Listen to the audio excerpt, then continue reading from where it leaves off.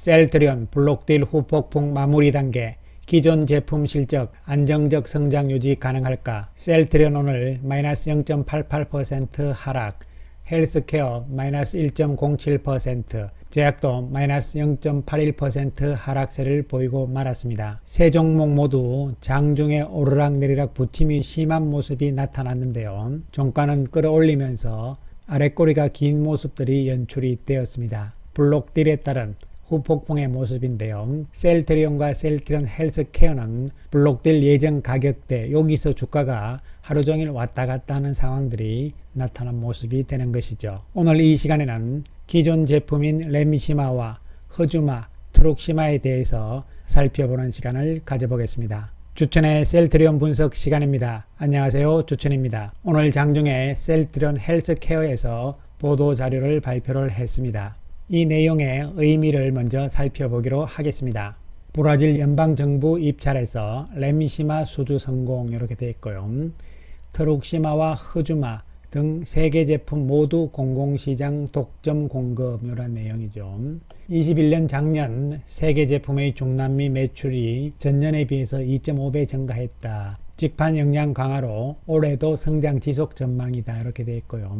중남미 지역에서 셀트리온 그룹의 바이오시밀러 제품들이 독점적 지위를 유지할 것이다 이렇게 되어 있습니다. 브라질 연방정부 입찰에서 단독 수주에 성공을 했고요. 앞으로 1년간 브라질 연방시장에 레미시마를 독점 공급할 예정이다. 그리고 상파울루 주를 비롯한 12개 주 정부 입찰에서도 수주에 성공을 했다. 이로써 레미시마는 기존부터 공급되어 있던 사립시장 물량 등을 포함을 해서 브라질 인플릭시맙 시장의 70% 이상을 차지하게 될 전망이다. 이렇게 되어 있잖아요. 그렇습니다. 브라질 시장은 사립시장과 공공시장 이렇게 두 가지로 분류가 되어 있어요. 사립시장 쪽에서는 당연히 레미시마, 허주마, 트룩시마 들어가 있는 상태였고요. 그런 가운데서 이번에 공공시장에는 미리 트룩시마와 허주마는 들어가 있었고 레미시마는 처음으로 공공시장에 들어갔다 이런 이야기가 되는 것이죠. 그리고 중남미에서 가장 큰 시장은 브라질이다 이렇게 보시면 되는 것이죠. 그 다음 내용을 살펴보시게 되면요. 직접 판매잖아요. 직판으로 전환을 했기 때문에 그 이후의 성과를 지속하고 있다 이런 이야기가 되는 것이죠. 이미 트룩시마와 허주마 브라질 연방정부와 주정부에 공급을 하고 있잖아요. 이것도 역시 직판 체제가 되는 것이고요. 여기에 레미시마를 추가한 것이다. 중남미 지역의 실적 역시 작년에 비해서 2.5배 증가를 하고 있다 이렇게 되는 것이고요. 중남미에서 두 번째로 큰 시장이 멕시코잖아요. 멕시코의 연방정부 조달청 입찰에서도 트룩시마, 허주마 수주에 성공을 한 것이죠. 그 외에 페루, 칠레, 에콰도르 등에서도 주요 3개 제품이 80% 이상의 점유율을 차지를 하면서 독점적 지위를 유지한다. 따라서 중남미 쪽에서는 바이오시밀러 쪽에서는 셀트리온 쪽이 이제는 거의 독점이다 이렇게 생각을 하시면 되겠습니다. 직판 전환 이후 현지 법인의 인력 확대 및 마케팅 활동 강화를 통해서 중남미 시장에서 큰 영향력을 지닌 바이오시밀러 기업으로 자리매김하는 데 성공을 했다. 그리고 직판에 대한 의지를 계속 보이죠. 글로벌 직판을 더 확대를 해서 레미시마, SC, 유플라이마 등의 후속 제품 판매 역시 성공적으로 이끌 것이다 이렇게 말을 했습니다. 이렇게 됨으로 인해서 이제 브라질 시장과 중남미 시장은 셀트리온의 기존 제품 3총사 레미시마, 트룩시마, 허주마가 독점적으로 차지를 했다 이렇게 보시면 됩니다. 작년 8월 달에 이미 중남미 시장 브라질 진출 이야기는 허주마와 트룩시마가 먼저 들어갔잖아요. 공공시장입니다. 그렇습니다. 이제 중남미 시장에서는 레미시마가 하나 더 추가가 된다는 개념으로 생각을 할 수가 있는 것이죠. 그런데 우리가 기존 제품들은 당연히 유럽 시장과 미국 시장 쪽으로만 신경을 썼잖아요. 그러나 헬스케어가 21년 연간 경영 실적 여기서 이제 발표한 내용을 보시면요. 유럽, 미국 시장에 이어서 성장 시장이라고 하나 따로 만들어 놨거든요. 일본을 포함을 해서 중남미 등 성장 시장에서 전 제품이 골고루 성장을 하면서 연간 매출이 3천억을 돌파를 했다 이렇게 이야기를 한 것이죠. 특히 일본 시장에서는 허주마가 일본 시장의 50% 이상의 점유율을 차지를 하고 있고요. 1등이죠. 그 다음에 중남미 시장에는 세 가지 다죠. 이거 모두 합쳐서 3천억의 매출을 돌파를 했다 이런 이야기가 되는 것이죠. 그래서 좀 더 살펴보게 되면요. 지역별 매출 비중을 보시면요. 작년에 유럽 지역에서 7,759억 원을 달성을 했잖아요. 매출액을요. 그리고 북미 지역에서는 7,218억을 기록을 했고요. 기타 지역, 요것이 일본과 중남미가 대부분이라고 생각하시면 되는 것이죠. 3,068억 원이니까 3,000억을 돌파를 한 것이죠. 그리고 아직까지 셀트리온의 주력 제품은 램시마, 트룩시마, 흐주마 요 3총사가 매출의 대부분을 차지하는 주력 종목이다 이렇게 생각을 해야 되는데요. 그동안 우리가 주력 제품에 대해서는 뭐 크게 이야기를 안 하고 그냥 넘어간 것이죠. 앞으로 올해는 램시마 SC가 중요하다. 그리고 유플라임하다. 이렇게 이제 하면서 램시마 SC에 대해서는 특집 영상도 있습니다만요. 유플라이마에 대해서도 많은 이야기를 해드렸는데요. 기존 제품들에 대해서 별로 이야기를 안 한 것 같아요. 물론 여러분께서 다 아시는 부분이기 때문에요. 따라서 그동안의 매출 추이와 앞으로 안정적인 매출이 유지될 수 있을 것인가 이런 부분들에 대해서 초점을 맞춰서 이야기를 해보기로 하겠습니다. 각 연도별로 램시마, 트룩시마, 흐주마 이 세 개 제품의 매출 추이를 지역별로 보시면요. 램시마는 먼저 전체적으로 2019년에 5,244억이었잖아요. 2020년에는 6,193억으로 증가를 했고 작년 2021년에 8,126억으로 증가를 한 것이죠. 그런데 지역별로 보시면요. 미국 시장이 상당히 중요한 역할을 했다 이렇게 볼 수 있잖아요. 미국 시장에 2,006억에서 4,230억으로 크게 늘어났기 때문에요. 그런데 유럽 시장과 기타 시장에서는 감소세가 나타나고 있는 것이죠. 좀 전에 앞에서 봤던 유럽을 제외한 중남미, 일본 시장의 3,000억은 램시마 한 개 제품을 이야기하는 것이 아니고요. 세 개 제품 다 포함을 해서 이야기이기 때문에 그래서 램시마가 실제적으로 유럽 기타에서는 유럽 비중이 더 높죠. 거의 대부분인데요. 유럽에서의 시장 점유율은 유지를 하는 상태다 이렇게 볼 수 있는 것이죠. 그런데 가격 측면에서 매출액 측면에서는 자꾸 다운이 되고 있기 때문에요. 전체적인 매출 규모는 줄어드는 상황이 나타나고 있는 것이죠. 이것을 메꾸기 위해서 두 가지죠. 첫 번째는 램시마를 이어서 램시마 SC로 지금 유럽에 공략을 하는 것이고요. 또 한 가지는 유럽을 제외한 중남미 쪽으로 새롭게 진출을 램시마가 시도를 하고 있다 이렇게 보시면 되는 것이죠. 대신에 크게 우려할 상황이 아닌 것은 미국 시장이 있잖아요. 미국 시장이 4,230억을 기록을 한 상태잖아요. 거의 더블로 늘어난 상황이죠. 따라서 램시마 전체적으로는 8,487억 정도가 예상이 되는데요.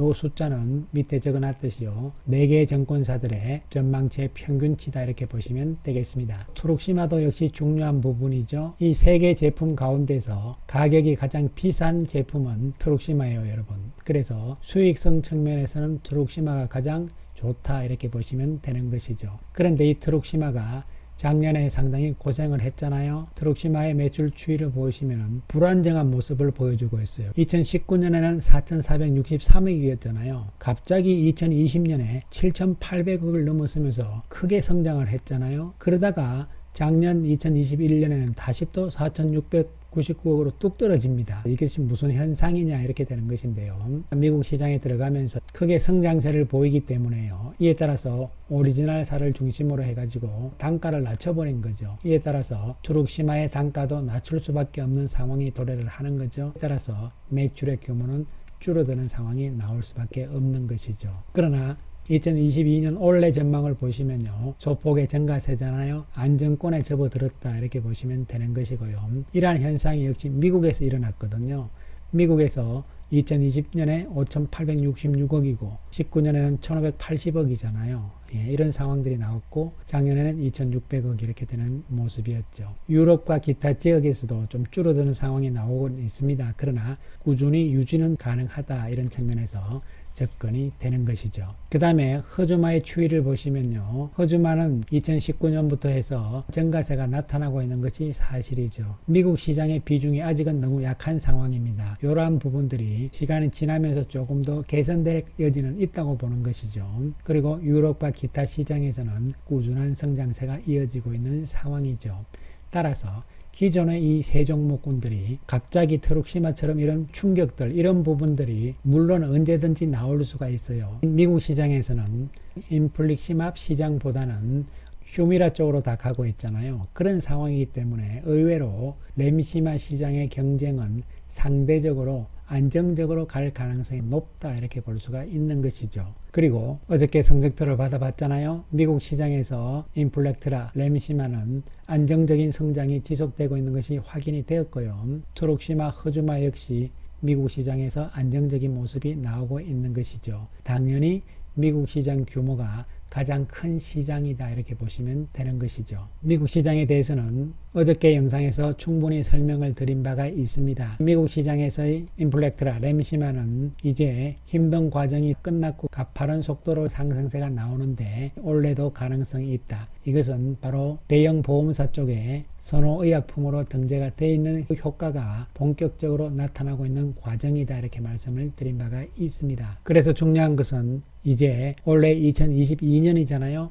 기존의 램시마, 트룩시마, 흐주마가 안정적인 성장이 지속될 가능성을 예상을 하고 있는 상황 하에서 역할을 해줘야 되는 것은 첫 번째로는 램시마 SC가 되는 것이고요. 두 번째가 유플라이마가 되는 것인데요. 램시마 SC와 유플라이마는 직판 체계거든요. 이에 대한 우려심들이 있긴 한데요.